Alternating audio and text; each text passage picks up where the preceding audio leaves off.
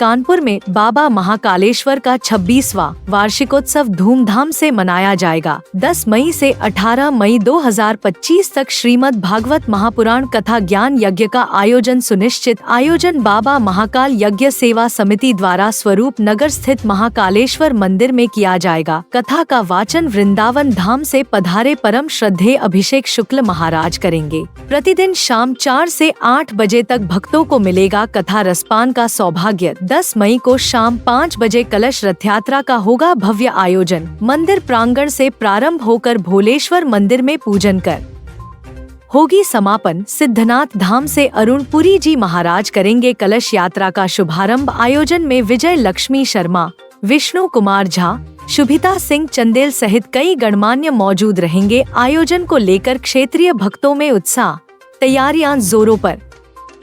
शास्त्री अध्यक्ष बाबा महाकाल यज्ञ सेवा समिति, मंदिर प्रबंधक काली मठिया महाकालेश्वर मंदिर। बाबा महाकालेश्वर का 26वां वार्षिक उत्सव मनाया जाने वाला है। 10 मई से लेकर के 18 मई 2025 तक ये उत्सव चलेगा, जिसमें श्रीमद् भागवत महापुराण की कथा होगी। 11 मई से 17 मई तक शाम 4 से 8। उसी क्रम में 10 मई को शाम 5 बजे से मंदिर प्रांगण से कलश यात्रा, रथ यात्रा, पोथी यात्रा प्रारंभ होगी। हनुमानगढ़ी मंदिर, कानपुर विद्या मंदिर, खैराबाद वाली गली होते हुए भोलेश्वर मंदिर में जल मातृका का पूजन होगा। उसके पश्चात मंदिर प्रांगण में ही यात्रा का समापन होगा और इस यात्रा में 101 माताएं, सौभाग्यवती माताएं लाल पीले वस्त्रों में कलश लेकर के सम्मिलित होंगी। साथ ही गुरुकुलों से बटुक ब्राह्मण आ रहे हैं, वो भी यात्रा की शोभा को बढ़ाएंगे। मठ से, हनुमान मठ से, बारा देवी से दंडी स्वामी संत महाराज पधार रहे हैं, वो भी यात्रा की शोभा को बढ़ाएंगे।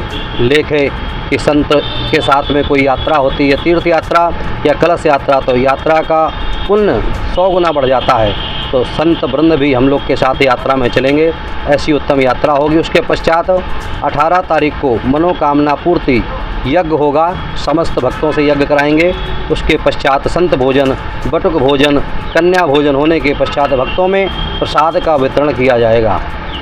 ये अभिषेक शुक्ल जी महाराज हैं, परम विद्वान, व्याकरणाचार्य, प्रधानमंत्री नरेंद्र मोदी जी के द्वारा एवं काशी विद्वत परिषद के द्वारा सम्मानित हैं व्यास जी हमारे, और विगत 6 वर्षों से वही कथा को सुना रहे हैं। भक्तों को उनकी कथा में बहुत आनंद आ रहा है, इसलिए अभी उन्हीं के द्वारा अमृत का पान किया जा रहा है। क्या कहेंगे?